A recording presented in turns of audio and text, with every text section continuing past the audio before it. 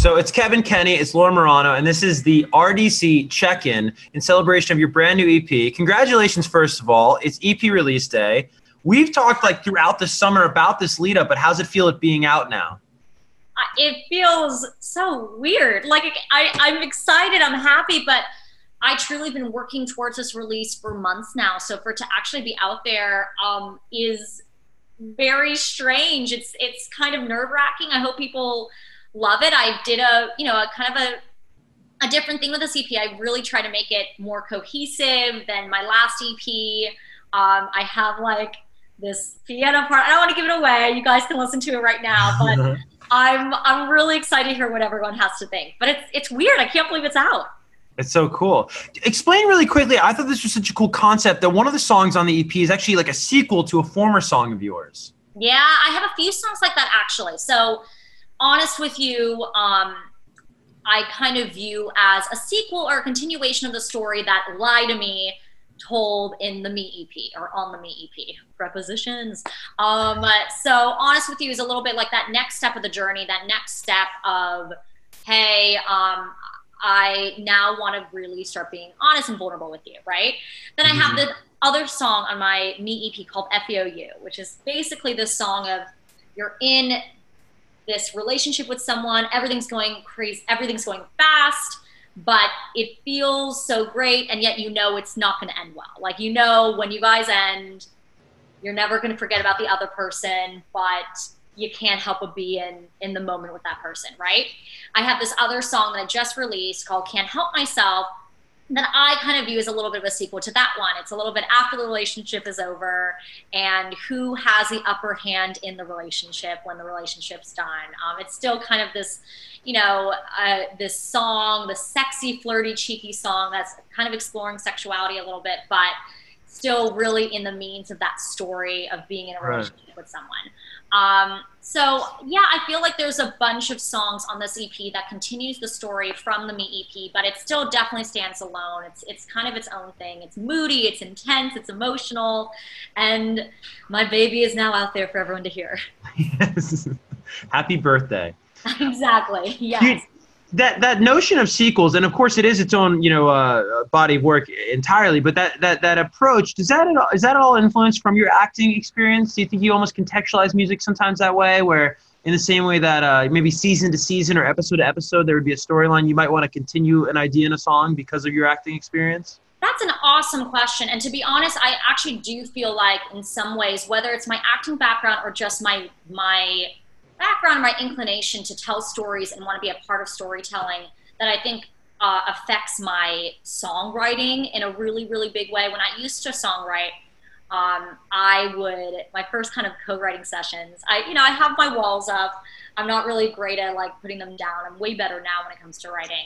But I would always talk about the person in the song as like a character, a third person. I'd be like, yeah, she's going through this rough time. She has really strong feelings for someone and she's feeling this. And I would always like talk about it in third person. And I think in some ways I did that to kind of protect myself. And in other ways, I really do think I think about art in that way. I think about it as storytelling and Right. getting a whole kind of plot through, you know, some sort of art, whether it's music, whether it's acting, whether it's film or television, whether it's, you know, a poem, any of these kind of different things. I feel like we all have stories to tell and we all yearn for stories. Stories connect us, not to be very Game of Thrones series finale. But I do feel like there is some merit to that idea, and I love being on the side of telling those stories. Yeah, it's fascinating though, you know, because as a songwriter, it's kind of, if that's where you come from, it's one and done, right? You consider a disposition, you move on to the next one. From acting though, you're used to sitting with a perspective, sitting with a character, a disposition for, you know, episodes or seasons or what have you. All right, let's get to some of your biggest fans. This is all about this. These RDC check-ins we do are all about the fans, and they sent in questions from all over the world, really, even across the pond. So let's get to the first one. This comes from @LarMar95. What methods does she use when suffering from writer's block, or do you ever take a step away from your music to focus on acting, maybe to cure it? Ooh, wow, very in tune with what you're just talking about. Right. Yeah, you know, I think I try to work through it, right? When it comes to my songwriter and when it comes to writing music, right? I'll work through it. And at the end of that day or journey of the song, I make a few decisions, right? Okay, was it worth working through? Like, do I like this song as is?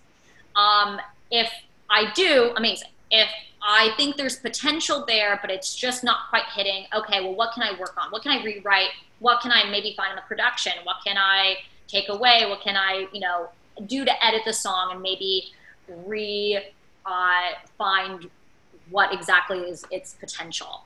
And third, if it's like, okay, actually, I hate the song. This song sucks. I'm the worst ever. I actually feel that is so important to the process. You kind of have to write the bad songs and write the bad lyrics and write all, kind of the bad things to get to the good side. Right. So I don't think of it as time wasted ever. I really don't. I feel like, okay, not my favorite. This isn't going to go anywhere. But, that actually made me start thinking about this kind of lyric idea or concept, or I really liked a little bit of how that melody went. So maybe I can kind of steal that for another song. So I just try to work through it as best I can.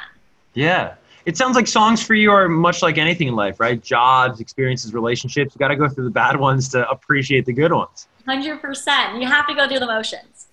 Let's get to @SweetX0Love25. These are long questions. She talks about how much she's grown as an individual through past experiences. How did she manage that? How did she take on I'm going after what I want and not apologizing for my feelings, nor am I responsible for anyone's actions but my own?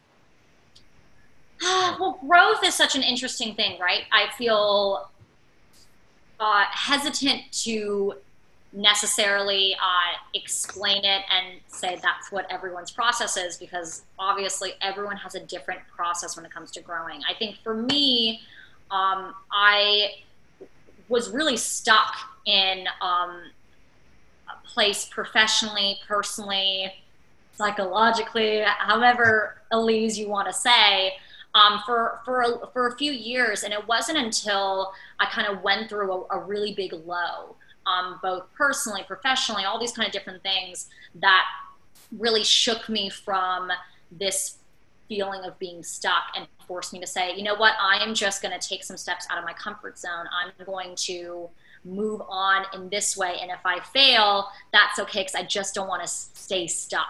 So I really had to go through some pretty intense lows to really wiggle myself out of that feeling of being stuck.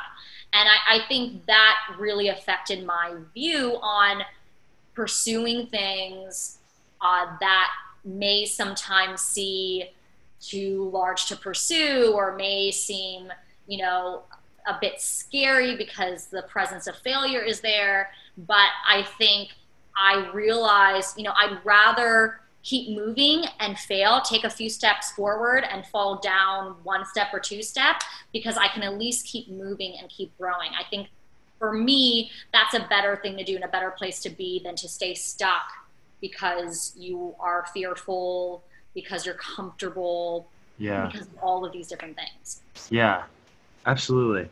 @attached VD Laura, what is your dream collab in music and acting both? I love that question. You usually only get one or the other, but give us both if you could. Oh man, it's always a kind of a hard one, right? The dream collabs. I'm going to interpret that question for me as, what is my dream collab for an acting musical?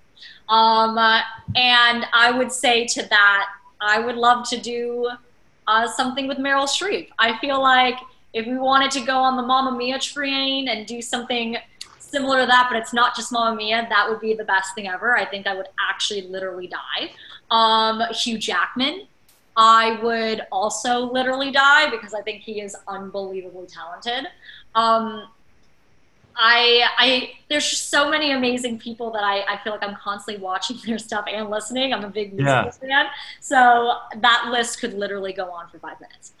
Well, you named two actors there, both Meryl and Hugh, that just so are immerse themselves and at times lose themselves in the roles that they portray. We've probably all seen Hugh, screaming the Wolverine voiceover clip on social, or, Meryl, it's like she's unrecognizable sometimes in the character she portrays. Is there anybody's music you lose yourself in, or maybe an artist that you feel is just so eclectic as a Meryl might be, or anybody in music that you could makes you think like that? Yeah, I think it's funny. I feel music is different because um, the artist isn't supposed to kind of like lose themselves necessarily. It's they're showing a facet of themselves, right? At least that's how I view my music. My acting is so I'm doing character work. I'm learning empathy by learning these different characters. My music is a facet of me. My music is what I want to put out. So I think there's a lot of artists that put out different facets of themselves. And I for sure lose myself when I'm listening to them. I even feel like Taylor Swift for Folklore this year, that was, you know, a different part of herself that she's definitely shown before in other songs and in her songwriting, but never kind of in a whole cohesive work like Folklore, which I think is amazing. I think Rihanna does that a lot. Yeah. I think Beyonce has done that a bunch. So I feel like there's so many artists who show different aspects of themselves, but you're still very aware. You're like, oh, I am listening to Beyonce right now. And it's the best moment of my life. I love that. Okay, this comes from JK Paraguay, I think is how I say this. What is the favorite lyric of your favorite song on the EP? Is there a lyric, now that the EP's out and it is Friday, is there a lyric that stands out that you're real proud of? You're just, I don't know, you like the two songs that are now, that people can now hear that are attached to the EP, I love both of those songs lyrically so much, but I'm going to talk a little bit about Run, because Run, for the first time ever, is a song that I just wrote all by myself and put on the EP, which was... Is that scary? Very scary, very, very scary. I'm like, is this even good? But it's kind of like so romantic and so whimsical, and it has this kind of theme in like the pre-choruses that repeat that is, you know, flimsy as paper but solid as a rock, and then each kind of ending phrase is different. So the first one's flimsy as paper but solid as a rock, I could spend forever just hearing you talk. Then there's flimsy as paper but solid as a rock, run with me forever and we'll never stop. So for me, I had so much fun writing that line. It kind of came very quickly to me, and it felt so good to sing as well. I just love this idea that when you're in a relationship with someone, it just can so feel, there's such a paradox there, because it really can feel like, oh man, we're balancing something that's so beautiful and fragile, and yet I feel so safe and strong in this relationship at the same time. So there's a flimsiness, there's a fragility, but there is this level of strength and solidness. So I don't know, I really love that line. Yeah, and that's probably the best part of any relationship, that like contrast or that juxtaposition between lightness and heaviness, you know? Yeah, well, it always freaks me out, right, with relationships. It's like, not to get like super intense, but when you think about it, which when I was in my first relationship, I thought about all the time, it's like, there's two choices for this to end, either marriage or breakup. Like, that's a weird thing to put on, of like, totally. Both are so like intense and drastic, yeah. But it's kind of true, you know what I mean? Yeah, it's either a forever commitment or an end. Yeah. So, you know, when you think about that, it's very intimidating and very overwhelming. I feel like you can't think about that. Yeah. Why are we doing this? I know, totally. This is crazy.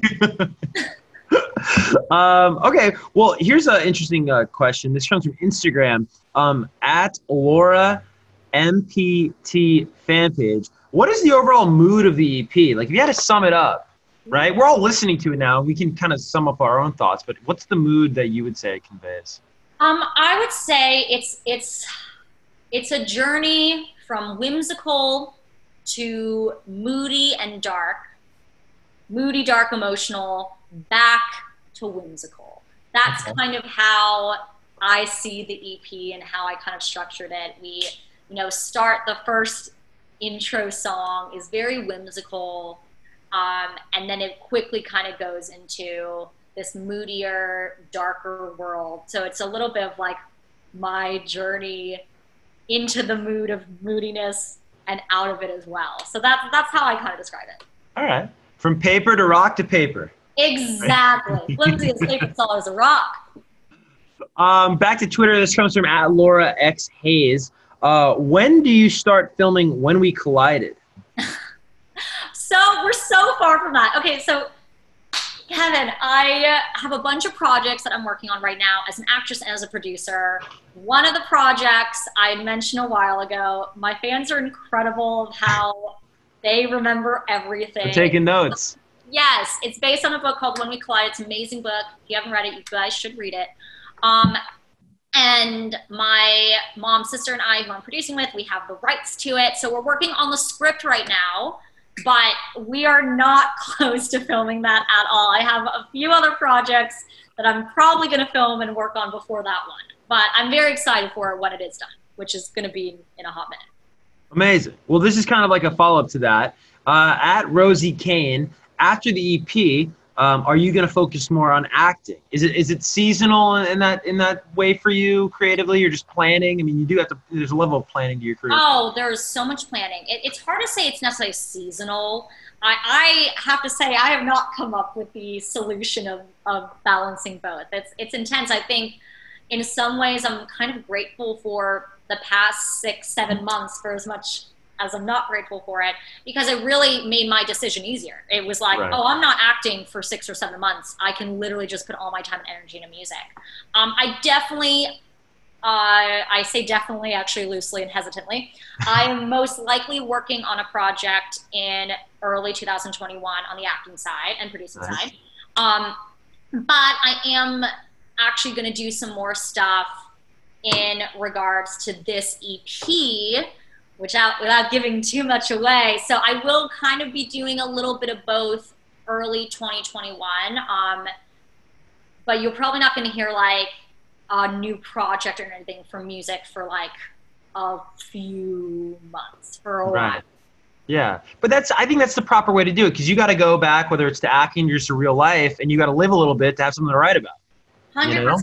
Yeah, 100%. I think I can't see my life without either one, and acting is just such a cemented part of me. I've been doing it since I've been 5, which is crazy. So it's, for me, I enjoy it so much, and I do think, like, it sounds kind of weird, but like exploring different characters, obviously meeting different people and acting, but just actually exploring characters and learning about them and doing different